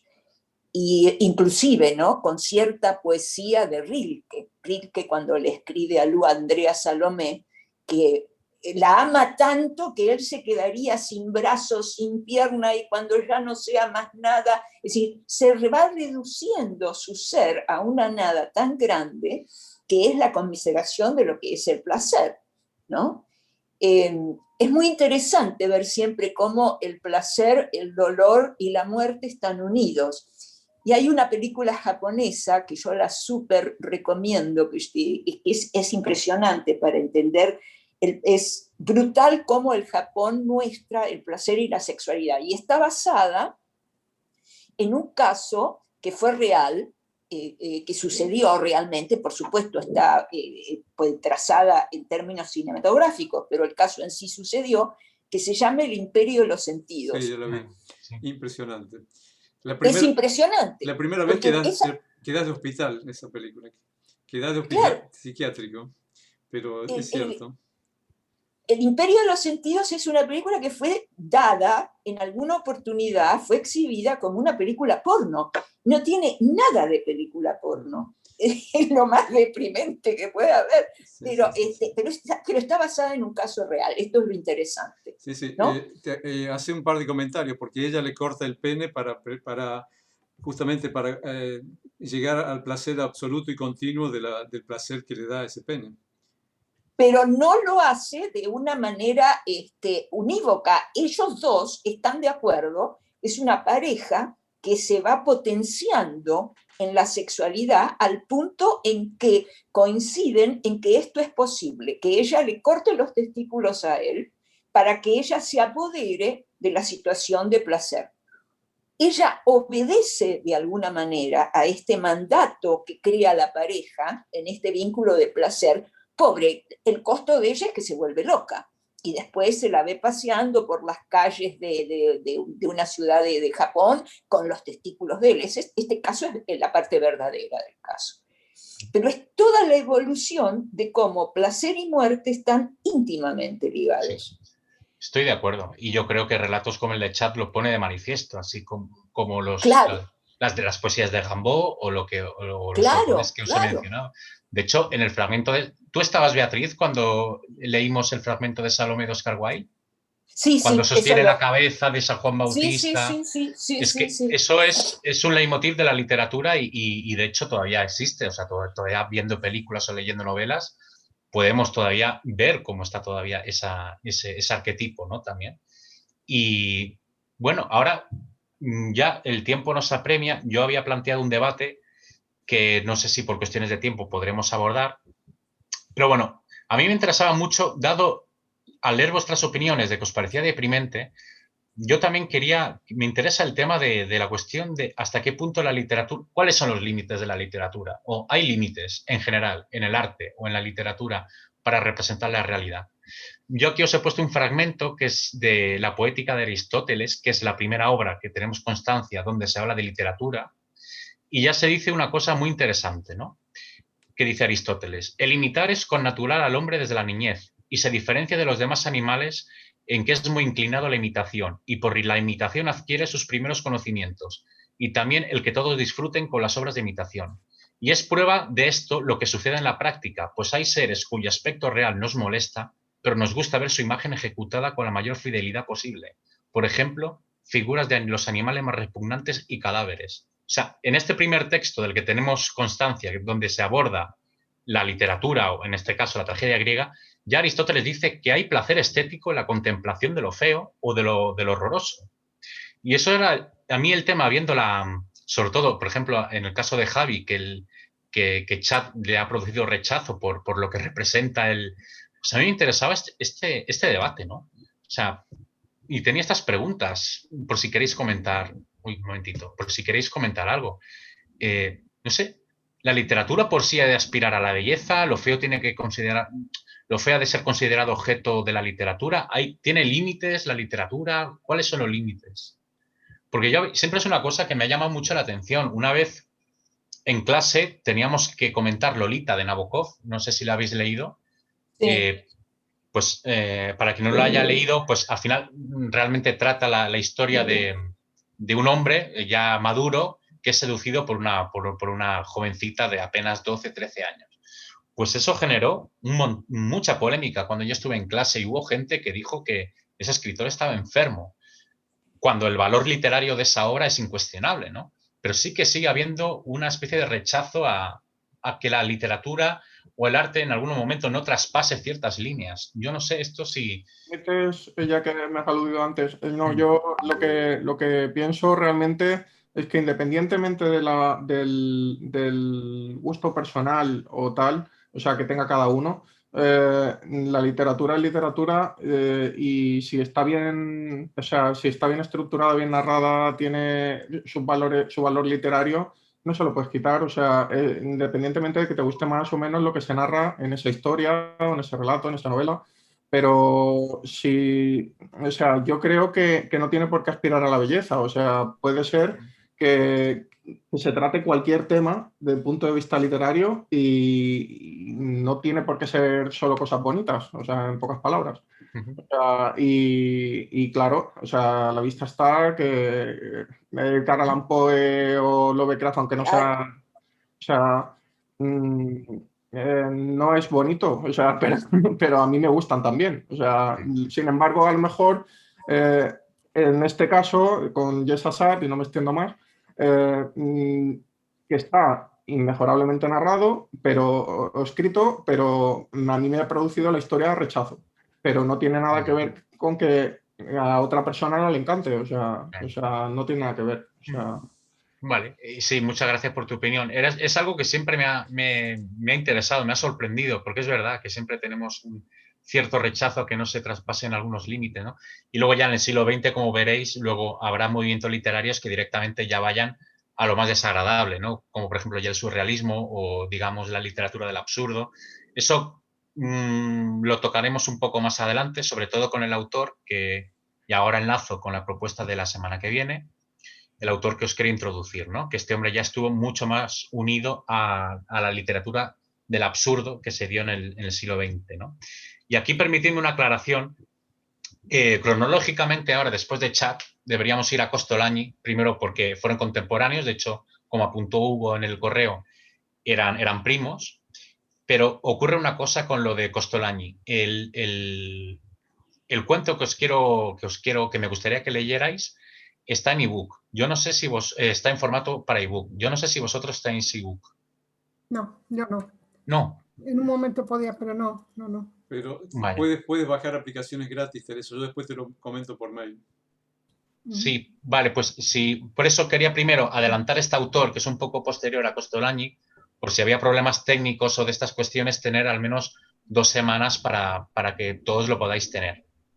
Así que, si Teresa, si consigues descargártelo, me lo comentas y si no, pues ya busco otra cuestión sobre Costolani y otro autor, ¿no? Pero es que de verdad... No lo sé, voy a ver, no dudo que pueda, voy a consultarlo con mi hijo, que es el que Pero entiende todo esto. yo creo que le vamos a poder ayudar a Teresa, o sea, no es tan difícil.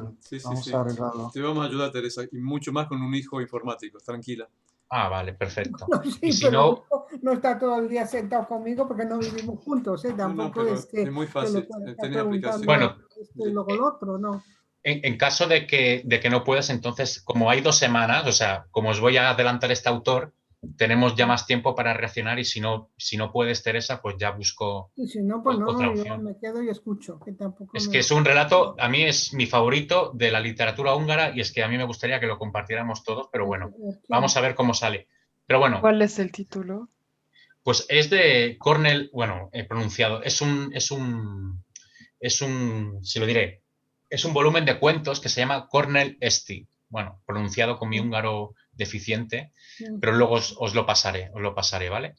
Y nada, y me gustaría eso, si lo pudierais descargar, está en una web que se llama Lectulandia. Si buscáis Costolani en Lectulandia, lo encontraréis. Pero eso es Costolani de eso, no. Sí, no, Cornel Esti es el título es el nombre del protagonista. Y vale. sí, porque es curioso porque son cuentos, pero no son como los de Chat, que son cuentos independientes, sino que están unificados bajo la figura de un personaje, ¿no? Pero luego los cuentos son muy variados. Pero el Pero bueno, escritor es Costolani. sí, sí, sí. Ah, vale, es que Sí, no Teresa, había sí. entendido. Sí. Y bueno, si queréis, como os comento, avanzamos y con este señor, con István Urkény, si alguien me ayuda, algún húngaro, ¿cómo se pronuncia? Urkény. Urkény. Así. Ah, vale. Urkény. Vale, gracias. Y, Perdón, Javi, una cosita. ¿sí? El libro este que acabas de mencionar, Cornel-Esti, lo tenemos en la biblioteca. Entonces, sí. para Teresa, sí. Vale. Si no lo puede Estupendo. descargar, lo puedo. Vale. Pero yo Vale. tampoco conseguí descargarlo. Hay que tener una cuenta. Una cuenta. No sé, es que me pareció un poco sospechoso la página web, pero... no, es fiable, Sí, totalmente sí. fiable. No, si tú vives en Budapest, mira, así que te puedes, en media hora te puedes ir a inscribir y ya tenés todo listo. Y si no, tranquilos, que faltan 2 semanas, encontraremos alguna solución. Yo a las 1:30 en punto tengo que dejaros, porque tengo una cita después. Vale, perfecto.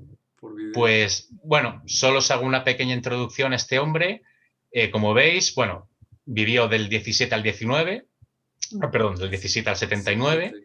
Bueno, tuvo una vida bastante ajetreada, le pilló la Segunda Guerra Mundial, fue prisionero de los soviéticos en el Cáucaso y luego también tuvo sus más y sus menos con el régimen comunista, sobre todo a partir de la Revolución, que él se posicionó a favor de la Revolución, como sabéis fue un movimiento húngaro contra el control de Moscú, ¿no?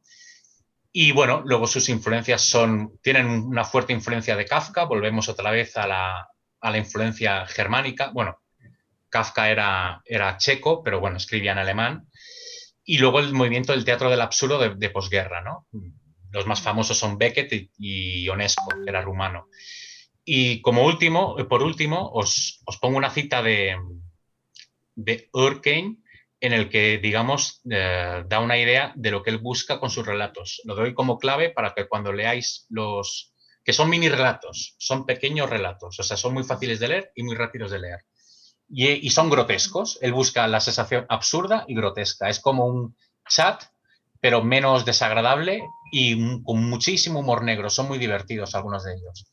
Y él define lo grotesco como: lo grotesco hace vacilar lo definitivo, pero sin ofrecer en su lugar otra validez. En vez de poner punto, pone siempre un signo de interrogación, de modo que no cierra, no concluye, sino que abre camino, pone en marcha algo. Y nada, os dejo esta frase suya de cómo entiende lo grotesco y lo absurdo. Y nada, y cuando termine la sesión, como es habitual, os mando por correo la propuesta. Y no sé, y por el tema de Costolani, encontraremos una solución. Vamos a ver si se puede, porque sería muy bueno que todos pudiéramos leer este relato. ¿De acuerdo? Perdón, Javier, ¿nos vas a mandar también lo de Costolani para que investiguemos si lo podemos bajar? Yo creo que sí, pero ok, dame las pautas, ¿ok? Sí, yo seguiré informando, ¿vale? Ya os digo, gracias, aún faltan 2 semanas, o sea que con calma. De momento nos centramos en Urkény y poquito a poco, ¿de acuerdo? Perfecto. Ok, Muchas bárbaro. gracias, Javier. Muy bien, pues si no hay más preguntas, pues quedamos para la semana que viene, ¿de acuerdo? De acuerdo. Gracias, gracias. Espero que no os haya amargado el fin de semana con tanta, para nada, con tanta depresión, ¿no? Pero bueno. Para nada. Vale, pues nada, que tengáis un buen fin de semana. Vivimos vivimos épocas difíciles, pero no tenemos guerras directas. Por Exacto. Por lo menos en Europa. Abrazos. Venga, abrazos. Hasta luego. Gracias. Adiós. Bye.